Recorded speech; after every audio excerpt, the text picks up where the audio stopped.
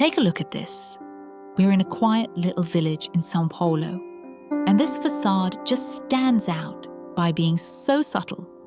It's a very narrow lot, only 4 meters wide. But notice how the architecture uses depth to create privacy. These slatted wood shutters are beautiful. They filter the light without closing the house off from the street.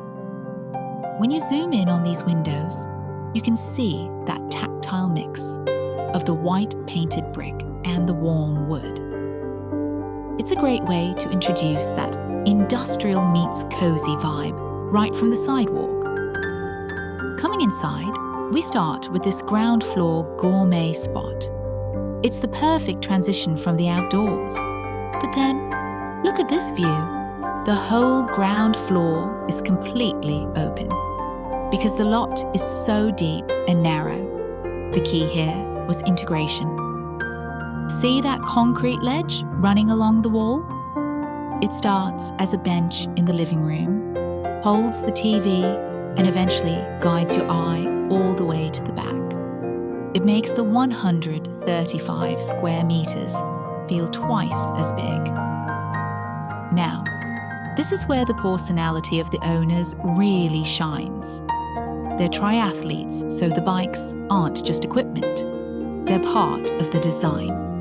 Hanging them on the wall is such a smart use of vertical space.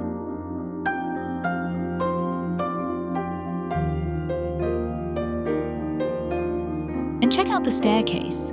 It's this light, folded metal structure. They actually demolished the old concrete stairs to open up the floor plan. They even tucked a little bar right underneath the steps.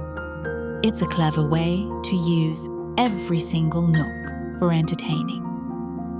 As we move into the kitchen and dining area, you see how the concrete shelf we saw earlier finally becomes the main countertop. It's all very seamless. But the real heart of the house is right here, this internal courtyard with the Araçá tree. In a dense city like this, having a green lung in the middle of the house is a game changer.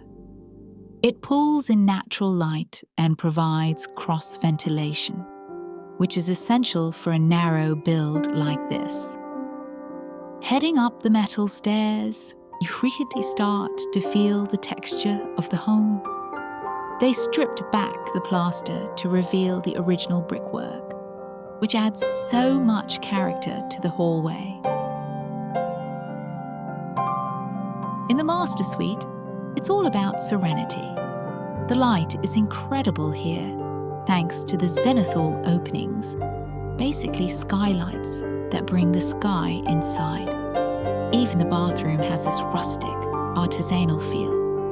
It feels very grounded and honest. Walking back through the corridor, you notice how the high wooden doors add a sense of scale. Then we have the kids' room. I love that the window looks directly out onto the canopy of the Araçá tree we saw downstairs. It's like living in a treehouse, even though you're in the middle of a massive metropolis. Finally, we reach the rooftop. This is the ultimate escape. They used a motorized glass hatch to get up here, which keeps the staircase flooded with light. Up here, it's a full-on garden terrace. The landscaping acts as a natural screen from the neighbors, creating this private urban oasis for the family to gather. It's the perfect end to a house that's all about maximizing life within a small, clever footprint.